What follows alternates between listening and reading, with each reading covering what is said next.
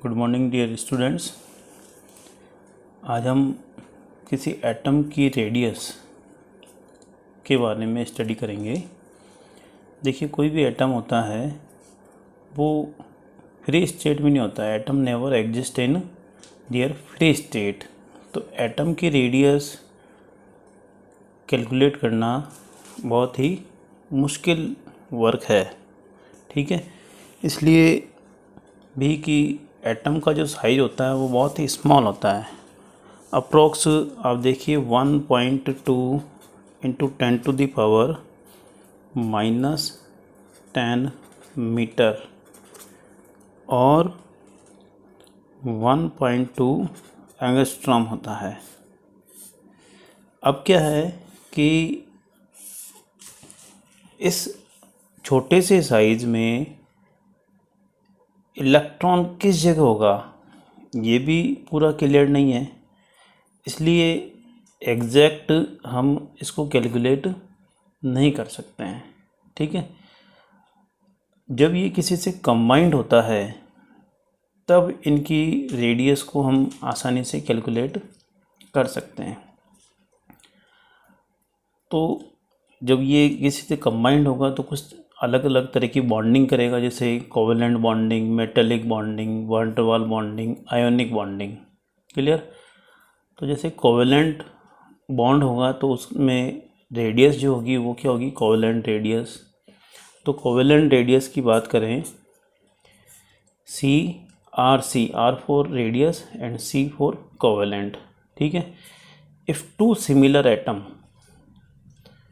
देखिए ये सिमिलर का मतलब दोनों एक जैसे भी हो सकते हैं, जैसे Cl और Cl हो गया तो सिमिलर एटम हो गया। इसको क्या बोलेंगे, होमो न्यूक्लियर। होमो यानी एक जैसे, ठीक है।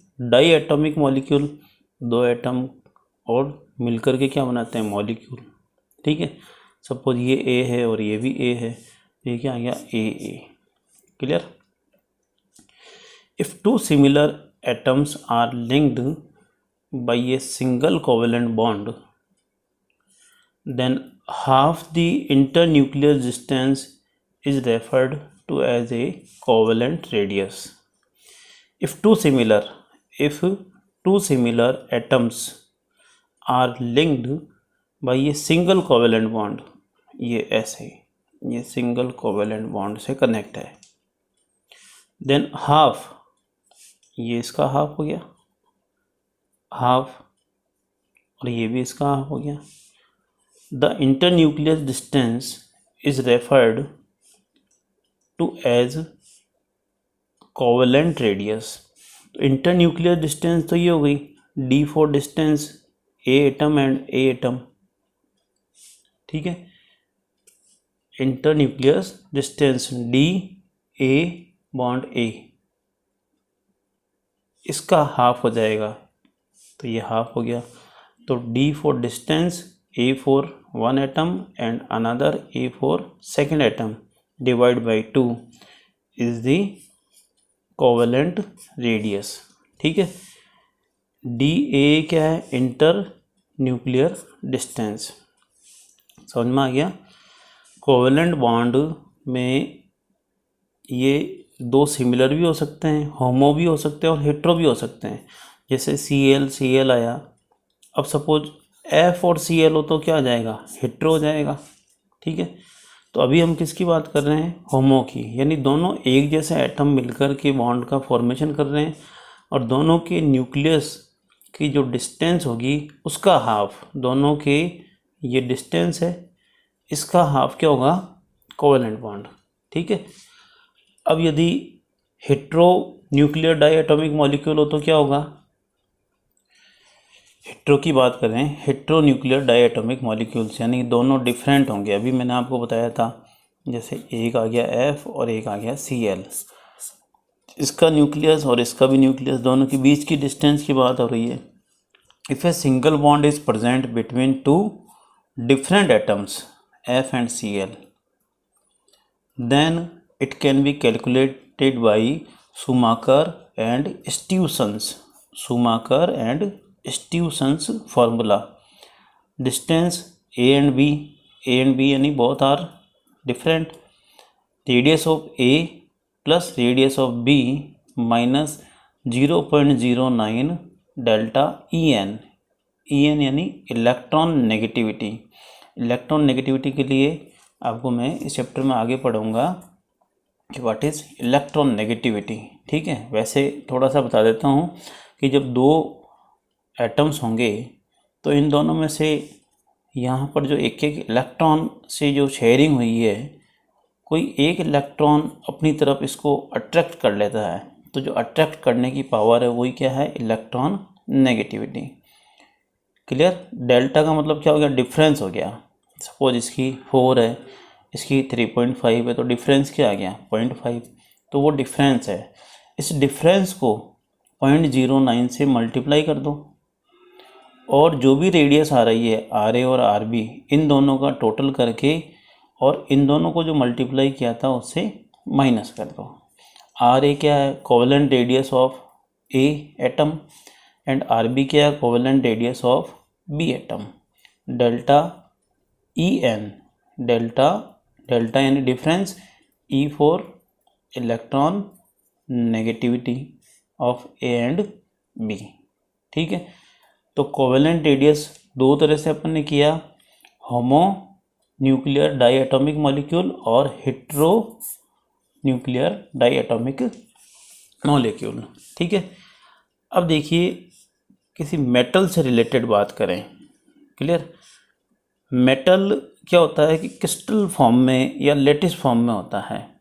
कोई भी क्रिस्टल, जैसे क्रिस्टल की बात आ गई है, तो आप देखिए, आपने क्रिस्टल देखे होंगे, जैसे सिंपल आपने घरों में देखा होगा, सॉल्ट, नमक के क्रिस्टल आते हैं बड़े। ठीक है, तो क्रिस्टल, मेटल के भी क्रिस्टल या लेटिस होते हैं। ठीक है, तो देखिए मेटलिक रेडियस में R for radius, M for metallic. In a metallic crystal और lattice, half the distance between the nuclei of two nearest packed atoms is called metallic radius। ठीक है, कोई भी इनके क्रिस्टल, देखो इस तरह के क्रिस्टल्स होते हैं, ये क्रिस्टल्स पास में आ गए भी, इस तरह के क्रिस्टल्स होते हैं। ठीक है, बहुत सारे एटम्स हैं और एक दूसरे से कनेक्ट होते हैं। क्लियर। पैकिंग होती है अलग अलग तरह की, तो उसमें जो है इनकी डिस्टेंस आ जाती है ऐसे। अब यहाँ देखिए कि अभी अपन ने पहले पढ़ा था कोवेलेंट रेडियस और मेटलिक रेडियस। तो metallic radius larger than covalent radius, यानी कि ये डिस्टेंस ज़्यादा होगी तो रेडियस भी ज़्यादा आएगी। कोवेलेंट रेडियस से मेटलिक रेडियस हमेशा ज़्यादा होती है। जैसे पोटेशियम का मेटलिक रेडियस होता है आपके 2.34 और कोवेलेंट रेडियस होता है 2.03। तो केवल पोटेशियम की बात करें तो इसका मेटलिक रेडियस क्या होता है, ज़्यादा होता है। ठीक है, अब देखिए क्रिस्टल स्ट्रक्चर बना करके मैं तुमको बताऊं।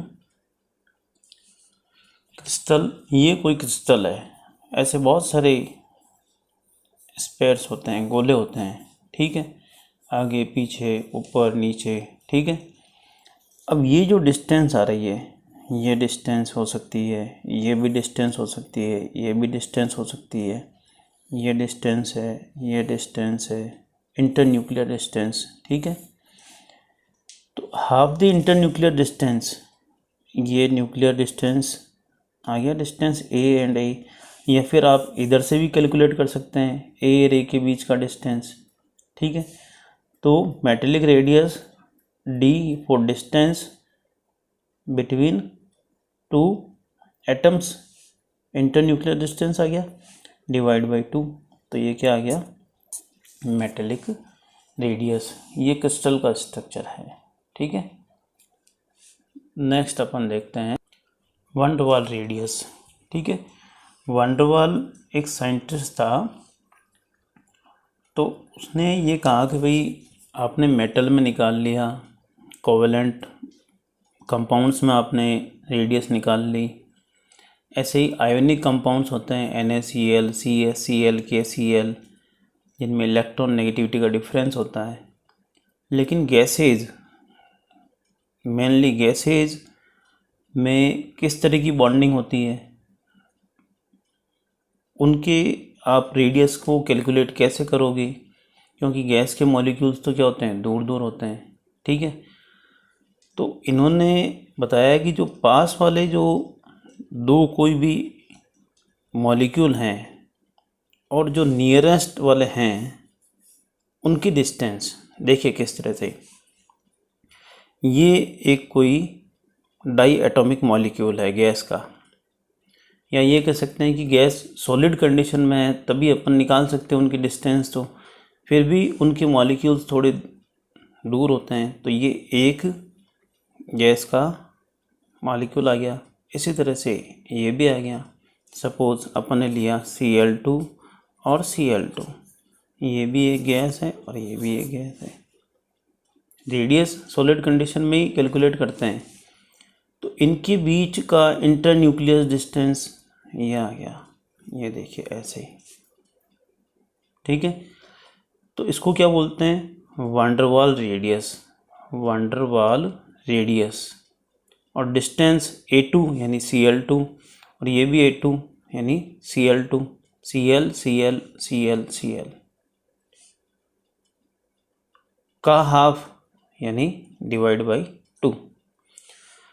Such type of radius is determined if molecules are bonded with van der Waals force of attraction। van der Waals force of attraction, देखिए इस तरह की बॉन्डिंग में किसी भी तरह की इलेक्ट्रॉन की शेयरिंग नहीं होती है। बस आगे से आगे जब आपको van der Waals बॉन्ड्स पढ़ाएंगे तब आपको डिटेल बताएंगे किस तरह से इनमें बॉन्डिंग होती है। अगर स्ट्रॉन्ग बॉन्डिंग होती तो आप खुद देखो कि जब आप जो है भगवान के अगरबत्ती करते हैं तो उनमें से गैस धुआं वगैरह निकलता है। यदि स्ट्रॉन्ग बॉन्डिंग होती तो वह आपको आपके नोज़ को या नाक को इंजर्ड कर सकती थी, लेकिन जैसे ही अपन यूँ करते हैं, थोड़ा सा एयर देने की कोशिश करते हैं तो वो बॉन्ड ब्रेक हो जाती है। बहुत लूजली बॉन्डेड होते हैं वो। ठीक है, it is the half of the distance between the nuclei of two non-bonded neighboring atoms of two adjacent molecules। ये देखिए नॉन बॉन्डेड, कोई बॉन्डिंग नहीं है, अभी बताया था। ठीक है, मॉलिक्यूल्स ऑफ एन एलिमेंट, कौन से, नॉन मेटल्स। नॉन मेटल्स आप समझ गए होंगे, मोस्टली P ब्लॉक वाले जो होते हैं वो क्या होते हैं, नॉन मेटल्स होते हैं इन दी सॉलिड स्टेट। अभी आपको बताया था इनकी नॉन मेटल्स की सॉलिड स्टेट में। वैसे van der Waals जो बॉन्ड्स होते हैं वो सभी जगह प्रेजेंट होते हैं। कोवेलेंट के साथ भी होंगे, हाइड्रोजन बॉन्डिंग के साथ भी होंगे, और आपके आयोनिक बॉन्ड के साथ भी होंगे, कोऑर्डिनेट बॉन्ड के साथ भी होंगे, और अलग से भी होंगे। और अलग से जब होंगे तो वो किस में होंगे, गैसेज में होंगे।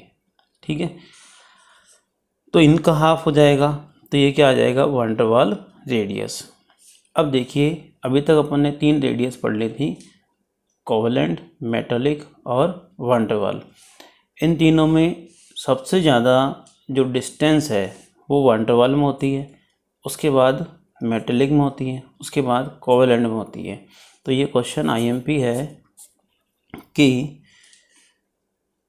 van der Waals, मेटालिक और कोवेलेंट में किसकी रेडियस ज़्यादा होती है, तो आपको van der Waals की सबसे ज़्यादा होती है और कोवेलेंट की इससे कम होती है। ठीक है, अब लास्ट बचा हुआ है आयोनिक रेडियस, इसकी बात करते हैं। आयोनिक रेडियस में क्या है कि कोई भी आयन कब बनता है, जैसे कोई एटम है, एटम में से एक इलेक्ट्रॉन रिमूव कर दीजिए तो वो A+ में कन्वर्ट हो जाएगा, और एक इलेक्ट्रॉन आप ऐड कर दीजिए तो वो A- में कन्वर्ट हो जाएगा। यानी जिसके पास इलेक्ट्रॉन की डेफिशिएंसी है तो वो क्या हो जाएगा, कैटायन, और वो इलेक्ट्रॉन रिच है तो उसको क्या कहेंगे, anion. Clear. It is defined as the distance between the nucleus and outermost shell of an ion. Clear. Same ही डेफिनेशन होती है रेडियस की तो ऑलमोस्ट। ठीक है। अब देखिए ये पॉइंट आपको ध्यान में रखना है। A cation is always smaller. Always smaller क्यों होता है, क्योंकि उसका इलेक्ट्रॉन रिमूव हो गया है। जैसे ही इलेक्ट्रॉन रिमूव होगा तो उसका शेल ख़त्म हो जाएगा, वहाँ से शेल डिसअपियर हो जाएगा, तो उसकी रेडियस क्या हो जाएगी, कम हो जाएगी। A cation is always smaller than its parent atom. Parent atom कौन हो गया, ये हो गया, और इससे इसकी रेडियस क्या होगी, कम होगी, यानी इसकी ज़्यादा होगी। Because it has greater Z effective, यानी न्यूक्लियस पर जो चार्ज होता है वो क्या होगा, इंक्रीज हो जाएगा। न्यूक्लियस पर कैसा चार्ज होता है, प्लस चार्ज होता है, तो ये प्लस आ गया है।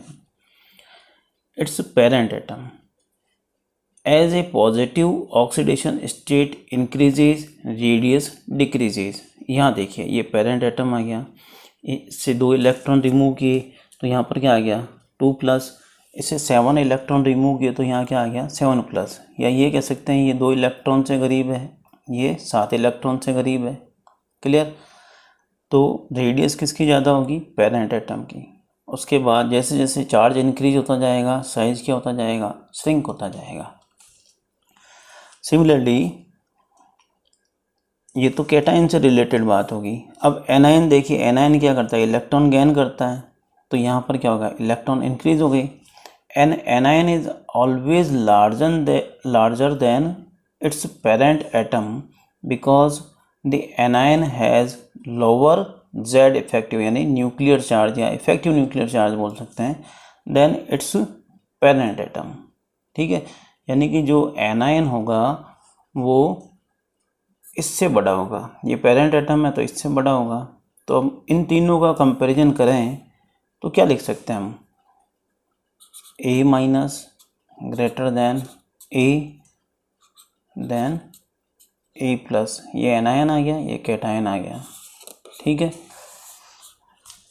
इससे रिलेटेड आयनिक रेडियस या आयनिक साइज ऑफ द आयंस के लिए मैंने एक अलग से वीडियो पोस्ट कर रखा है, उसका लिंक मैं इस वीडियो के डिस्क्रिप्शन में ऐड कर दूंगा।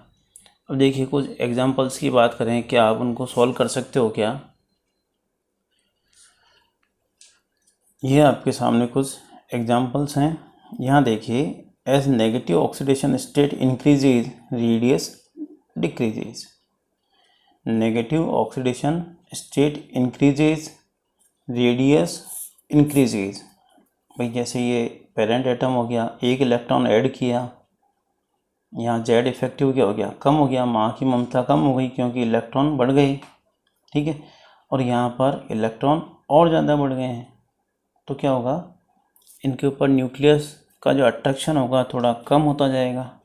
कम होता जाएगा तो शेल जो है थोड़ा सा स्प्रेड हो जाएगा, और स्प्रेड होगा तो क्या होगा, साइज इंक्रीज हो जाएगा। तो जैसे जैसे माइनस चार्ज इंक्रीज होता है, माइनस चार्ज इंक्रीज होता है, साइज क्या होता है वो भी इंक्रीज होता जाता है, यानी डायरेक्टली प्रोपोर्शनल है। और प्लस चार्ज इंक्रीज होता जाता है, साइज क्या होता है, डिक्रीज होता जाता है, इन्वर्सली प्रोपोर्शनल है। ठीक है। अब ये कुछ एग्जांपल्स हैं जो आपको घर पर करने हैं। इनके साइज़ का आपको इंक्रीजिंग ऑर्डर लिखना है।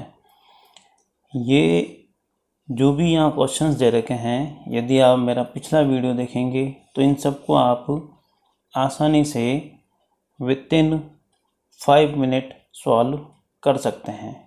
ठीक है। ओके।